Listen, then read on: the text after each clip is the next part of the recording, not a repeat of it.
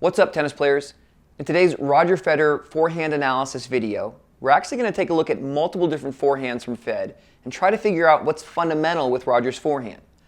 I'm going to point out some things that Roger Federer does that all effective tennis pros do, and then we're going to look at a couple things unique to Fed that could have something to do with why his forehand is so dominant. We're also going to acknowledge one thing on his forehand that I haven't heard talked about before, so be sure to stay until the end for that. And as always, the best way you can support this YouTube channel is to interact. Like, subscribe, and comment below with any questions.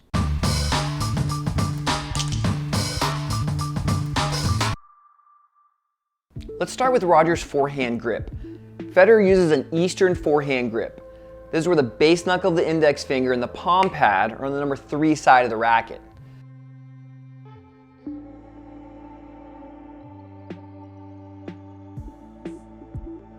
A lot of time Federer is actually on the bottom of number 3. You could call it a weak Eastern or a modified Eastern if you wanted, but for all intents and purposes, we'll refer to it as an Eastern forehand grip. Online Tennis Instruction has a good video on Fed's grip, so if you want to learn more, I'll put a link in the description. This grip is actually slightly unusual compared to most pros on tour who are playing with a SemiWestern grip.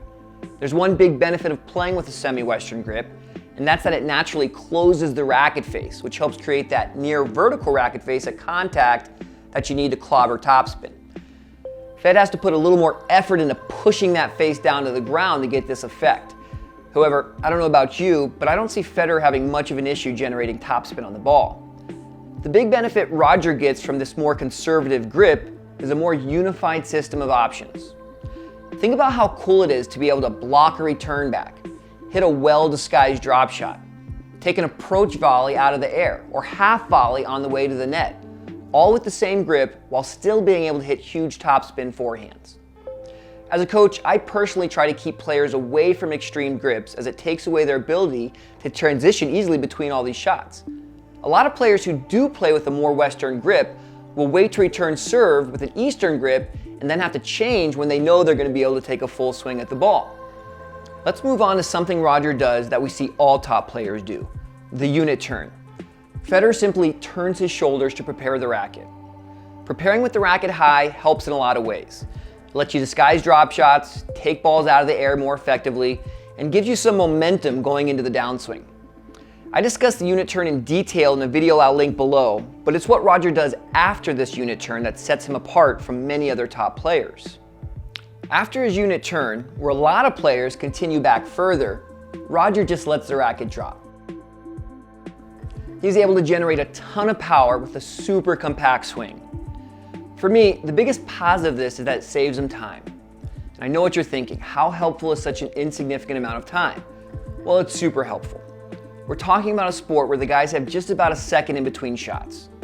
Federer consistently being able to execute a forehand a fraction of a second faster than his competition is huge.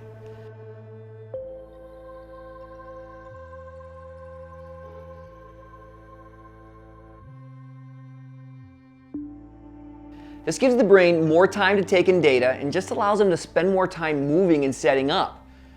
There's so much extra going on with today's forehands. It might look stylish, but it's just not helping people. So before I move on to the next characteristic of Fed's forehand, please do me a favor. If you're enjoying the video, please hit the like button. Don't forget to subscribe and comment at the end. All right, let's move on. Okay, so the next thing that's key to Fed's forehand is just how far his body is from contact. As a tennis coach, one of the things we constantly struggle with is getting players to not be too close to the ball.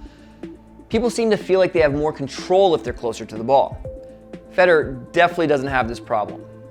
All pros have some space between their elbow and body at contact, but Fed's at another level. He's way out there.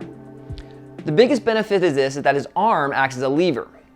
Think about if you were allowed to use a racket that was 6 inches longer than yours. It'd be quite the advantage in terms of power, don't you think? Many recreational players could take a page out of Roger's book and try to be further from the ball at contact. Definitely get out and film yourself, and you might be surprised how much you're crowding the ball. Okay, so lastly, I want to talk about just how loose and relaxed Roger Federer is through his forehand. One thing that makes this very evident, and I haven't really heard it mentioned before, is that oftentimes when Federer hits the ball, the impact of the ball will actually shift the grip in his hand. It actually happens quite a lot when I'm looking at his forehand.